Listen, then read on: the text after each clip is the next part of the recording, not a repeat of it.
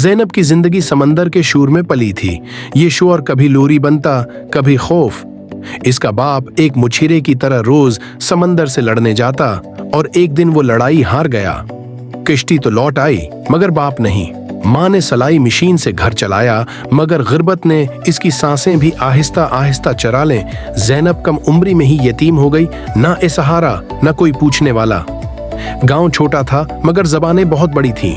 ज़ैनब खामोश रहती, नजरें झुकाए रखती, क्योंकि गरीब लड़की के पास खामोशी के सिवा कोई हथियार नहीं होता। इसी खामोशी में उसके दिल ने ख्वाब देखना शुरू किए, एक बेहतर जिंदगी का ख्वाब, एक ऐसे हाथ का ख्वाब जो उसे इस गांव से निकाल ले। शाहिद शहर से आया था। इसके कपड़े साफ, बातें मैठी और वादे सुनहरी थे।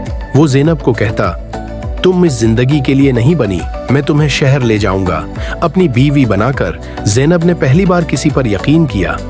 मोहब्बत ने उसकी आंखों पर पट्टी बांध दी। जब ज़ैनब हामला हुई तो शाहिद के खून बंद हो गए, खत लौट आए और वादे हुआ बन गए। गांव को अब सबूत मिल गया था, मोहब्बत का नहीं, इल्जाम का। किसी ने नहीं पूछा बाप कहां है, सबने सिर्फ मां को सजा दी। आयशा की पैदाइश ज़ैनब के लिए जिंदगी थी मगर गांव के लिए बदनामा दाग। लोग कहते उस बच्ची ने हमें शर्मिंदा कर दिया।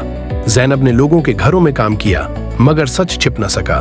दूध कम, भूख ज्यादा। बच्ची की चीखें मां के दिल में कैल की तरह लगते। एक रात आयशा को तेज बुखार हो गया। ज़ैनब उसे उठाए दर दर भागती रही। डॉक्टर ने दवा लिख दी मगर पैसे। मां ने पहली बार सोचा, क्या मैं अपनी बच्ची को बच्चा भी सकती हूं? क्या चांद अधूरा था। समंदर बेचैन। ज़ैनब आयशा को सीने से लगाए साहिल पर बैठी थी। वो जानती थी ये फैसला इंसान नहीं, मजबूरी करवाती है। उसने बच्ची के कान में कहा, मैं तुम्हें छोड़ नहीं रही, मैं बस अपनी ताकत खत्म होते देख रही हूँ। आयशा को कपड़े में लपेटा, नाम कढ़ा हुआ था। आंखों से आंसू नहीं, खून बह रहा था। लहरें आगे बढ़े और ज़ैनब के हाथ खाली हो गए। इसी रात एक माही गेर ने रोने की आवाज सुनी। समंदर ने बच्ची वापस की, जिंदा।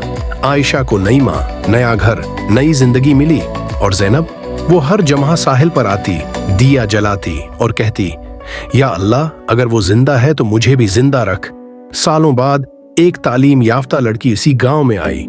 समंदर को देखकर इसकी आंखें भर आईं। कुछ रिश्ते नाम से नहीं, दुआ से जड़े होते हैं।